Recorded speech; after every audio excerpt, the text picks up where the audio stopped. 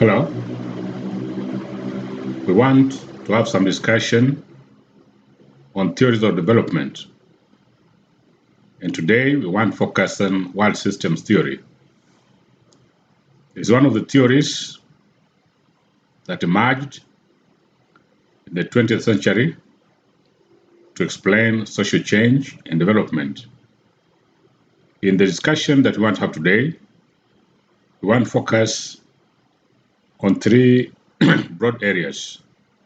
Number one, the meaning of world systems theory. Number two, the key arguments of the theory. Then the last thing, we will look at some of the criticisms that have been put forward by scholars and development experts about the theory. Welcome to the discussion. World systems theory was proposed by a New York-born and Columbia University student and scholar by the name Emanuel Waterstein in 1979. The theory is a theory that seeks to explain social change from multidisciplinary approach with regard to political economy at the global level. It's a theory which asserts that most nations are part of a worldwide interdependent economic and political system which is characterized by an equal exchange, the division of labor, and also allocation of resources among hierarchical nations. World system theory, therefore, is a theory of development that perceives the world as a social system that has boundaries, structures, member groups, rules of legitimization, and coherence. It should be noted that other theories that dominated the world that attempted to explain development and social change were modernization theory, as well as dependency theory. World systems was critical of the two other theories by indicating that they ignored fundamental factors that were critical in understanding why some nations were developed and others underdeveloped. So it offered to provide a greater and more in-depth explanation of what makes development across the world not uniform but unequal. As I noted earlier, world system theory was developed in response to the criticisms of dependency theory. Chief among them was the fact that it attributed underdevelopment in much of the world, especially the third world, to colonialism. The theory also rejected the argument by dependency theorists that ex-colonies could not experience upward social mobility due to their entanglement in a state of independency. Furthermore, this theory noted that dependency ignored the influence of certain economic players, such as corporations and multinational institutions, in the development or underdevelopment of nation states. The theory, therefore, proposed that analysis of development in the world should encompass the global context, economic and political leverage of various states, as well as international division of labor. Indeed, this theory's main concern was the fact that previous attempts to explain why there was unequal development around the world ignored fundamental institutions that today play important role in development, and these are the multinational corporations as well as the international division of labor. It therefore proposed that if we want to have a comprehensive understanding or elimination of global development, we then need to look at other factors beyond colonialism as being the chief driver of development and underdevelopment. And in this case, while the theory appreciated that colonialism may have contributed to underdevelopment of the third world, the theory asserts that other factors also need to be brought into the purview of our discussion so that we may appreciate the role that other factors other than colonialism have played in the state of global development. Let us now examine some of the main arguments of this theory. One, the theory posits that the modern world system is based on a geographically differentiated division of labor and a world market. The theory also posits that analysis of development in the world should appreciate the complex nature of world systems and global power relations. It is also the contention of this theory that world economic system as consisting of the core, and the core here is the industrialized countries, the semi-periphery, which are industrializing nations, and the periphery, the poor nations. Furthermore, the theory holds that much of the wealth of the core states are proceeds of exploitative economic activities, including colonialism, imperialism, multinational corporations, and unfair trade agreements. When we look at these core arguments of the theory, we need to appreciate that the theory is saying that the entire world is not uniform. Some are advantaged because of strong structures that historically they've established because of the leverage they have had at the global level. Others have been dominated and therefore exploited, and that explains why some are poor.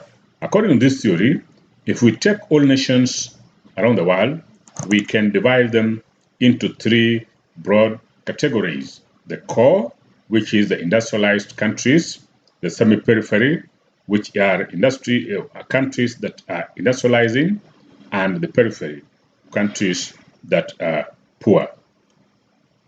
Looked at this way, then we need also to understand that according to this theory, there is a hierarchical order in terms of economic development globally. So that there are those countries that are the top, which we call the core. There are those that are in the middle, which we call the semi-periphery, and then those at the bottom, which are the periphery, the peripheral nations.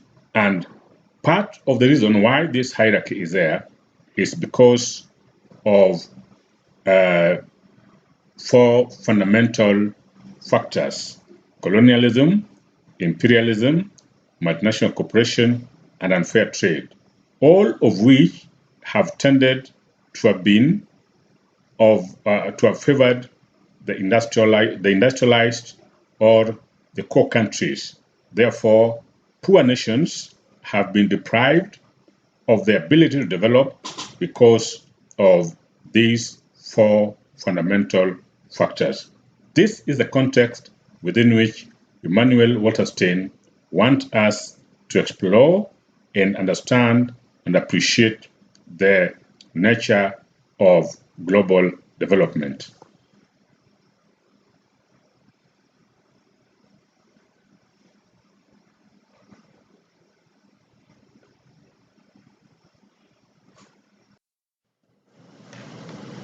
This theory has also set out to explain the mechanisms that are used by the core countries or the industrialized nations to exploit the other countries that we call the periphery and the peripheral countries. One of them is what the theory calls unfair trade rules. Some of the unfair trade practices employed by the core countries include establishment of training blocks, imposition of exorbitant tax regimes, crop subsidies, and exorbitant crop subsidies, as well as unachievable product quality standards on agricultural products from developing countries. It is important to note that agriculture forms the backbone of the economic activities in many countries or in many regions, including Africa.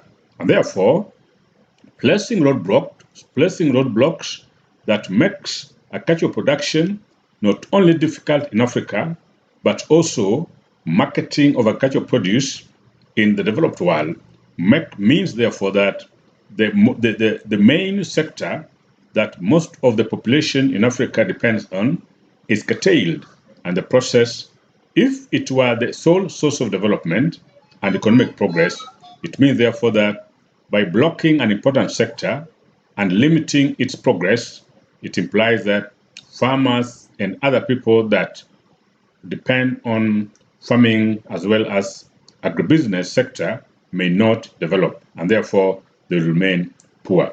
So that the activities that the developed world has placed in terms of policies, in terms of crop subsidies, and in terms of other restrictive measures have made it extremely difficult for developing countries, such as those in Africa, to compete fairly at the international level because the kind of products they produce are either rejected in the international market on the basis of not meeting quality standards, or if they reach those markets, they sell at extremely low prices because they have to sell them they have to sell them at extremely low prices in order to match the prices of those that are being produced by the developed world, which are heavily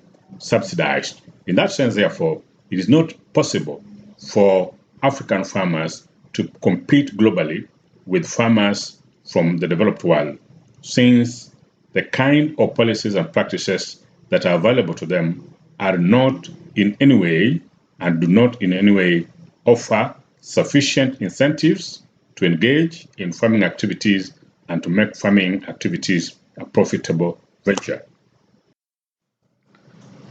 Another mechanism that has been employed by the core countries to exploit the developing countries and poor countries has been through corporations. And Western corporations, in many cases, use the economic power to negotiate favorable tax deals in the developing world. A clear case that has been given forward is in Zambia, where a company by the name Glencore, a mining company, pays just $50 million in tax despite exporting copper worth over 6 billion in a year from Zambia. Again, the agreement is such a way that it is the obligation of the government to meet the cost of utilities that go into mining production, such as water and power, among others. All are being estimated to cost the government 150 million a year. In essence, if you look at what government pays vis-a-vis the tax the company pays, what it means is that the government of Zambia makes a loss of $100 million a year. So essentially, Zambia gains nothing from its mineral resources. And there are several other companies, multinationals, that have also negotiated such kind of agreements that work against the spirit of development. In a sense, they reap maximally from the natural resources of developing countries, especially in the extractive industry, and pays very little for the raw materials and resources that they obtain. At the end of the day, the host country, the country that hosts mineral resources, makes a loss while multinationals export billions of worth of minerals into their countries, thereby enriching their host country instead of rather their country origin, instead of benefiting the countries where the minerals and other resources are available. So the use of Western corporations through negotiation of favorable taxes is one of the things that the core countries have employed over the years as a means of exploiting the developing world, thereby worsening their development status and pushing millions and millions of people into poverty.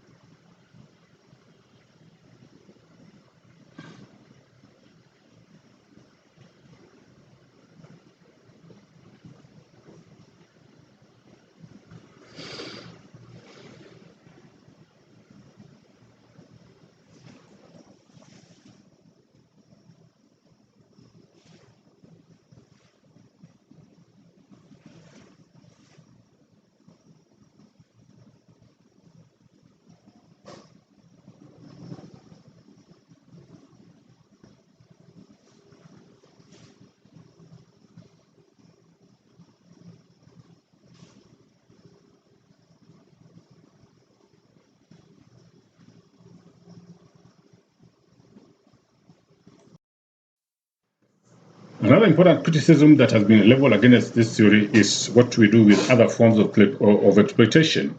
Exploitation in the name of Western cooperation or multinationals and appropriation of resources from the periphery to the core are just but one form of exploitation. But the theory has been criticized for being silent for other forms of exploitation. The theory is accused, for instance, for ignoring uh, things such as oppression, authoritarian regimes, theocratic leadership, among others, that have fomented and persistently ensured that citizens do not take an active role on development matters, and instead the issues of development is left on the few, and in the process they amass wealth and therefore ignore the services that need to be put to humanity, such as education, medical care, water, and other things that guarantee human progress. It has also been observed that some areas such as tribal people of, say, South America are still not affected by world systems. And therefore, it is important to acknowledge that despite world systems being seen as affecting the entire globe, there are communities that are still intact. And therefore, this theory is accused for not acknowledging the fact that the so-called world systems is not affecting everyone. There are those communities that have remained intact and affected by civilization and other activities, trade, political, and otherwise, that are taking place across the globe. So these two are some of the theories, rather are some of the criticisms that have been leveled against this theory. I want again to thank you so much for taking your time to listen and to go through this. And as usual, I want to urge you to take note of any issue that you find not adequately covered or that you find interesting so that you can raise it during our normal discussion for deliberation. Thank you so much for your time.